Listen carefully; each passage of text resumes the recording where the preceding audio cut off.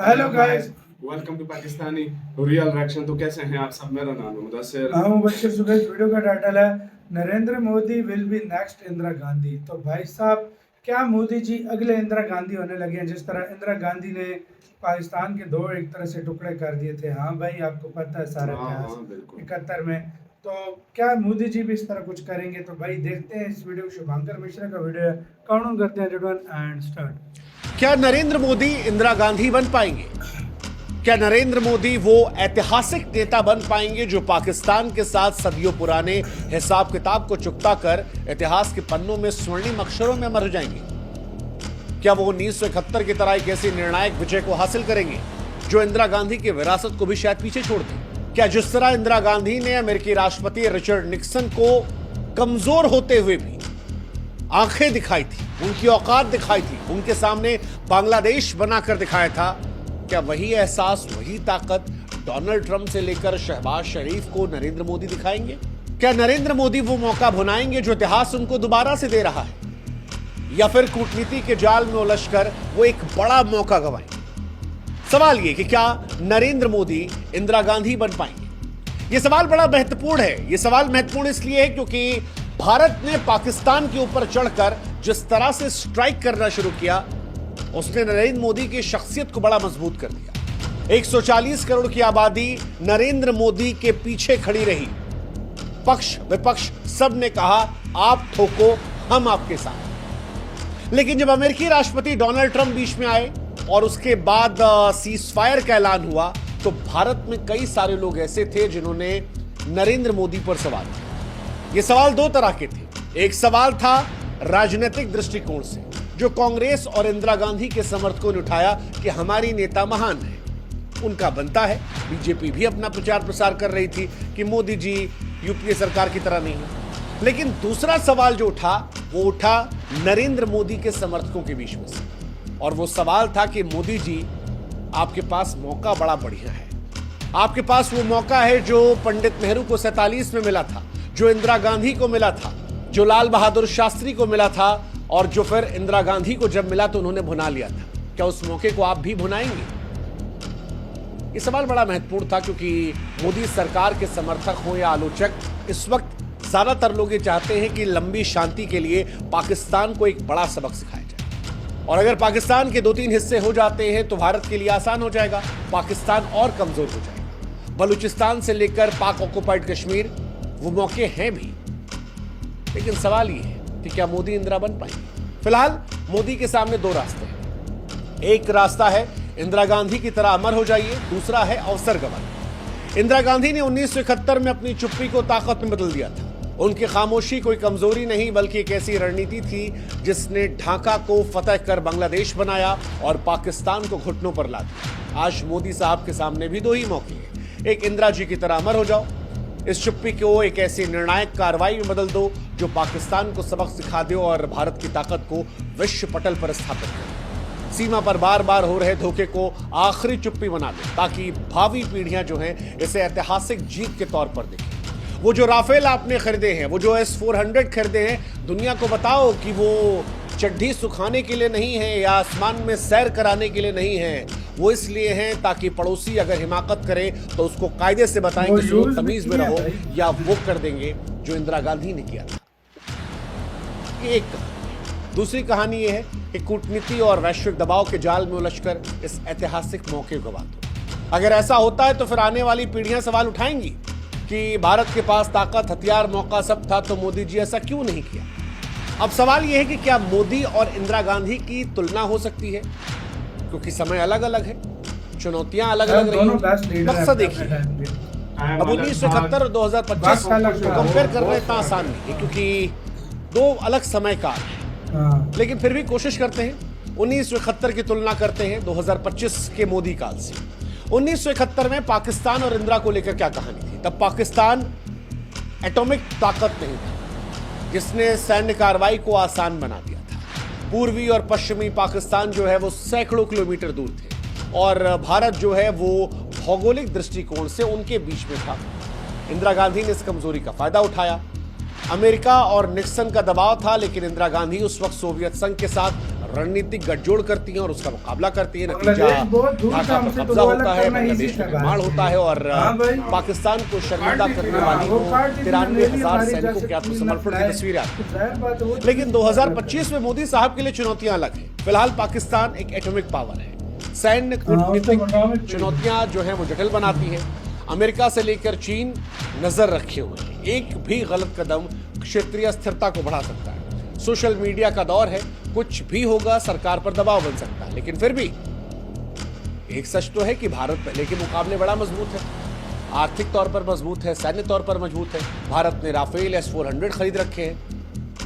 अब यहीं से सारा कंपैरिजन शुरू होता है कि क्या मोदी साहब जो है वो इस दौर की चुनौतियों को देखते हुए उस दौर में जो इंदिरा गांधी ने किया था उससे बड़ी, उससे अच्छी विरासत बना पाएंगे उसके बराबर। हालांकि इंदिरा गांधी का जब ये नाम आया तो जैसा कि हमने बताया कि इंदिरा गांधी की नरेंद्र मोदी से तुलना जो है उसकी प्रेरणा पॉलिटिक्स से है। एक प्रेरणा कांग्रेस के लोगों की और दूसरी प्रेरणा जो है वो है बीजेपी के लोगों की। चाहते हैं कि मोदी साहब इंदिरा जी जैसा कुछ कर दें, बड़ा काम कर दें और पाकिस्तान को सबक सिखा दें। लेकिन जो पॉलिटिकल वाली कहानी है उसको लेकर भी एक चर्चा शुरू हो गई। वो ये कि मौजूदा दौर में जो सियासी लोग कह रहे हैं इंदिरा गांधी, वो इंदिरा जी के बाद जब जितने हमले हो रहे थे तो जो बीच के प्रधानमंत्री हैं उनसे क्यों नहीं पूछ रहे थे? सही भी है। एक सवाल इंदिरा जी को लेकर भी उठ रहा है क्योंकि उनकी विरासत भी सवालों से छूती नहीं है। जैसे शिमला समझौते में उन्होंने जीता हुआ क्षेत्र जो है और 93,000 पाकिस्तानी सैनिक वापस कर दिए थे। उस वक्त को लेकर कई लोग ये आरोप लगाते हैं कि इंदिरा जी चाहती तो कश्मीर का मसला हल कर सकती थी। और एक और बात आती है, 54 भारतीय युद्धबंदियों को वापस नहीं ला सके। और थोड़ा डिटेल में समझा देते हैं, शायद आप समझ जाएं। 1971 के युद्ध में भारत ने पाकिस्तान के 90 से 93,000 सैनिकों को गिरफ्तार किया था। सैनिक नागरिक दोनों थे। माना आता है कि 81-82,000 सैनिक थे, बाकी नागरिक थे। 8 महीने बाद 1972 में शिमला समझौता हुआ और इन तमाम लोगों को रिहा कर दिया गया। तत्कालीन प्रधानमंत्री इंदिरा गांधी के इस फैसले को लेकर तब काफी आलोचना हुई थी। कईयों का मानना था कि कश्मीर के मसले को वो सुलझा सकती थी। और दूसरा वो मिसिंग 54 वाला जो बीजेपी के लोग आरोप लगाते हैं।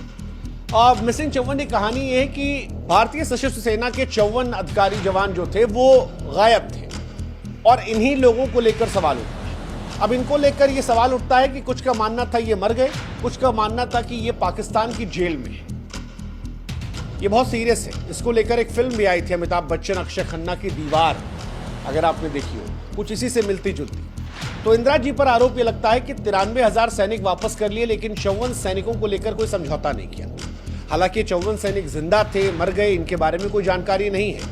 लेकिन पाकिस्तान के अंदर से ही कई बार ऐसी कहानियां आई कि अंदर जेल में रहने वाले लोगों ने चिट्ठी लिखकर बाहर अपनी बात पहुंचाई, लेकिन इन्हें भारत भी भूल गया। न ये उधर के रहे, न ये इधर के रहे और ये गायब हो गए और ये पाकिस्तान की जेलों में ही फंसे रह गए, जो बहुत दुखद है। और इंदिरा जी पर आरोप लगता है, जबकि मोदी जी के फैन कहते हैं कि हमने देखिए अभिनंदन को छुड़वा दिया। ये वाला कंपैरिजन। हालांकि फिर भी इंदिरा जी की तुलना में मोदी जी को अभी भी लोग मानते हैं कि बहुत कुछ करना है। इंदिरा जी ने जो किया था वो बहुत बड़ी बात थी, क्योंकि अमेरिकी नौसेना और निक्सन को ठेंगा दिखाना आसान नहीं है, जबकि मोदी साहब को ट्रंप जैसे दोस्तों की साजिश का शिकार होना पड़ रहा है। इसीलिए शायद एक कंपैरिजन भी है, इंदिरा गांधी वर्सेस नरेंद्र मोदी, और ये चलेगा भी। अभी मोदी जी को कुछ तो बड़ा करना होगा अगर इंदिरा जी से आगे निकलना होगा। हालांकि एक सवाल इस बीच में जो उठा वो ये कि डोनाल्ड ट्रंप जो है वो दोस्त है या दुश्मन है। ये सवाल बड़ा इंपॉर्टेंट है, क्योंकि डोनाल्ड ट्रंप अपनी इमेज चमकाने के लिए, अपने आप को बेहतर करने के लिए, अपने आप को नोबेल पुरस्कार दिलाने के लिए ऐसा लगा कि मोदी साहब को भूल गए। शायद उन्हें लगा कि मोदी साहब अगर इस युद्ध को लड़ते रहे तो इस सदी के सबसे ताकतवर नेता बन जाएंगे, और डोनाल्ड ट्रंप अगर सुलझा देंगे तो शांति के दूत बन जाएंगे। एक सेकंड में बेवफाई कर दी, खटखट बात की, बिना इंडिया के ऑफिशियल किए उन्होंने ट्वीट कर दिया। हालांकि बाद में पाकिस्तान ने सीज़फायर का उल्लंघन किया और इनको हास्यास्पद बना दिया। वैसे मोदी साहब की किस्मत भी जबर है। लोग इंदिरा गांधी वाला टॉन्ट दे रहे थे, डोनाल्ड ट्रंप वाला टॉन्ट दे रहे थे, तब तक पाकिस्तान ने सीज़फायर किया, मोदी जी को फिर मौका मिल गया। और अब इसीलिए सवाल शुरू है कि क्या इस बार बदला लिया जाएगा, क्या हस्तक्षेप होगा, क्या मोदी जी इस बार इसे गंभीरता से लेंगे? ये काफ़ी ज़्यादा इम्पॉर्टेंट रहने वाला है। अभी तो लोग कह रहे हैं कि मोदी जी ने चुप रहकर ट्रंप की बेइज्जती का मजा लिया है, लेकिन इंदिरा वाला सवाल जो है वो बड़ा इंपॉर्टेंट है, क्योंकि पाकिस्तान का इतिहास धोखे का रहा। हर बार पाकिस्तान ने धोखा दिया है और उसे सबक सिखाना जरूरी है। 99 में अटल बिहारी वाजपेयी साहब की लाहौर बस यात्रा थी, तब करगिल में धोखा दिया था। 2003 में भारत ने सीजफायर की घोषणा की थी, पर पाकिस्तान ने एलओसी पर आतंकी लॉन्च पैड को सक्रिय कर दिया था। 16 में उरी में धोखा दिया था, 19 में पुलवामा में, 21 में शांति की सहमति हुई लेकिन फायरिंग घुसपैठ जारी रखी। उसके अलावा 25 में पहलगाम में धोखा दिया। अब सवाल ये है कि पाकिस्तान जो है वो टेलीविजन चैनल की तरह है, वही स्क्रिप्ट वही किरदार, बस भारत जो है वो कई बार अपने एक्शन चेंज करता है। लेकिन जो कहावत है कि लातों के भूत बातों से नहीं मानते और कुत्ते की पूंछ सीधी नहीं होती, अब क्या मोदी जी सीधी कर देंगे? देखते हैं, पता नहीं। ये मोदी जी को तय करना है कि उनको आगे क्या करना है। उनको इंदिरा जैसा जवाब देना है, 1971 को रिपीट करना है, या कोई नई लकीर खींचनी है। लेकिन देश को भी समझना है कि क्या चाहिए देश को, इंदिरा चाहिए या मोदी जी जो कर रहे हैं वो काफी है। इंदिरा ने इतिहास रचा था, लेकिन उनके भी कुछ फैसलों को लेकर सवाल है। मोदी जी ने भी अपनी ताकत दिखाई है, चाहे वो बालाकोट हो, अभिनंदन हो, कूटनीतिक जीत हो, इस बार ऑपरेशन सिंदूर हो, दिखाया है कि चढ़ के मारना आता है। यार वीडियो खत्म। यार देखो, इंदिरा गांधी के टाइम की सिचुएशन अलग थी, अब की सिचुएशन अलग है। उस टाइम अपने लिहाज से भारत ने जवाब दिया था, अब अपने लिहाज से दिया। मोदी जी ने जो काम किया ऑलरेडी वो एक बहुत बड़ा काम है, देखा जाए तो इस तरह कोई नहीं किया जितना नुकसान पाकिस्तान को पहुंचाया। तो उस लिहाज से मोदी जी का जो काम है वो बहुत बड़ा काम हुआ है। और आज के टाइम में देखो, ज़्यादा वॉर भी एक तो दुनिया भी नहीं खींचने देगी, क्योंकि दोनों न्यूक्लियर पावर देश हैं। तो आज के टाइम में और 71 के टाइम में एक बहुत जमीन आसमान का फर्क है। उस टाइम सोवियत यूनियन एक सुपर पावर भारत के पीछे कंधा से कंधा मिला के चल रही थी, जिसने हाँ भाई पूरा अमेरिका रोक दिया था। आज के टाइम सारे न्यूट्रल बैठ के देख रहे थे। सही बात है। आज के कौन किसने कोई ट्रम्प ही आया, ट्रम्प भी न्यूट्रल बैठ के देख रहे थे। ट्रम्प ही फिर सीजफायर करवाया, सब कुछ करवाया। मैं क्या कह रहा हूँ, सारे मिल के देख रहे थे। बिल्कुल। आज के टाइम जो युद्ध हो रहा था, बिल्कुल कोई भी नहीं बोल रहा था कुछ। चाइना का बयान बाद में आया, जब सीजफायर हो गया सब कुछ, हम इस्लामाबाद के साथ खड़े हैं। तू पहले किधर था? पहले तू किधर था? चाइना। सोचने की बात है। बाद में तू कह रहा है हम पाकिस्तानी से खड़े हैं।